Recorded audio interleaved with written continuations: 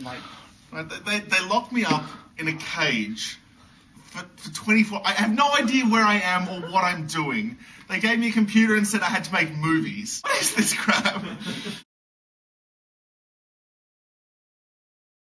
Now, this cool idea where, I mean, sort of the evolution of maps is that you have social overlays. You can put whatever information you want on there.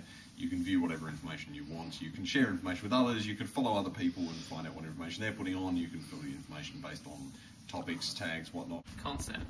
What is that? Concept. I think that's the biggest thing we were dealing with when we started work on this brief.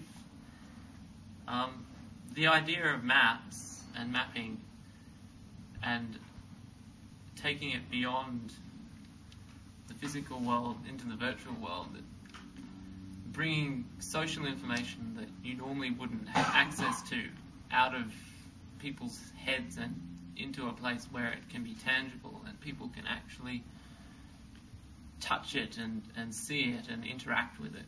we kind of went overboard in our idea, but I think it's a good idea. The basic concept is adding social overlays onto a normal map, because let's face it, a normal map is actually... It's not just social.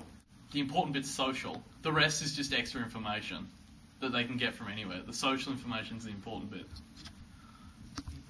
The social information, the whole point of it, the thing that I like about social information was the fact that it was user contributed, sort of like Wikipedia style, in that people going along, they see something they like, they just add a lovely point of interest. It could be, hey, this building is where Fred got shot, and then his wife woke up covered in blood, and the cops were chasing her.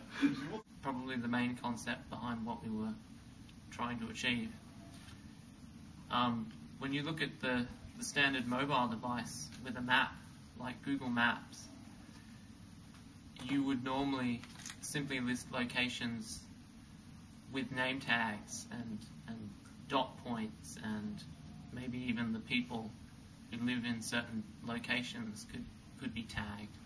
But we were trying to take this a step further and actually design an interactive overlay of the environment where people could walk around and observe their surroundings with information that other people had added to it, included in these views. And this would take the form of an interactive sketching pad, essentially talking about the environment you're in and interacting with other people and what they're doing, or their experiences that they've had and left behind, and the traces people are leaving behind in these environments. But then we started talking about the idea of time, and what would be really good is if the system properly supported time, in that you could specify, well, just show me everything, but better yet, show me everything in the last few minutes, so all the activity that's going on, so that's your social networking and stuff, because that's all relevant now.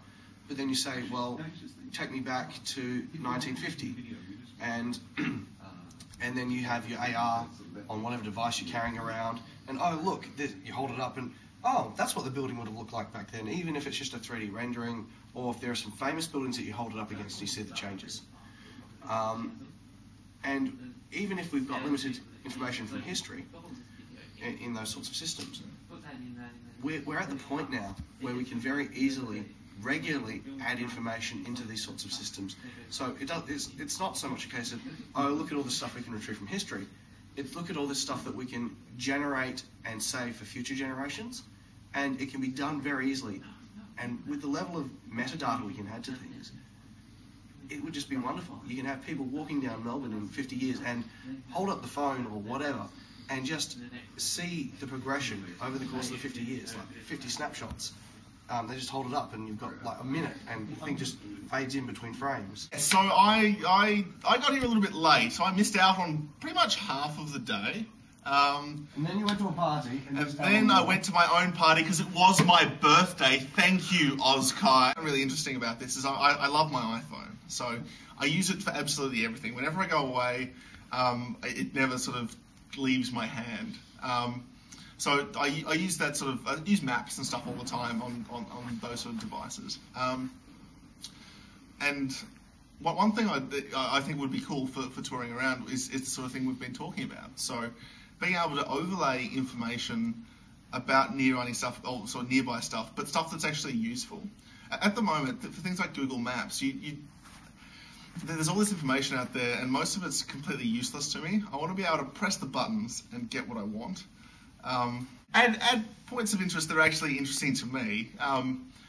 That's where the social stuff comes in. So if I went to Melbourne, or if my friend had gone to Melbourne and had found bits that they liked, then assuming we have some sort of common interest, I could just sort of like load up their profile or whatever it is, their overlay, take a tour of what they walked, and assuming that they have things that I wanted to see in Melbourne, then yeah, that'd be fantastic.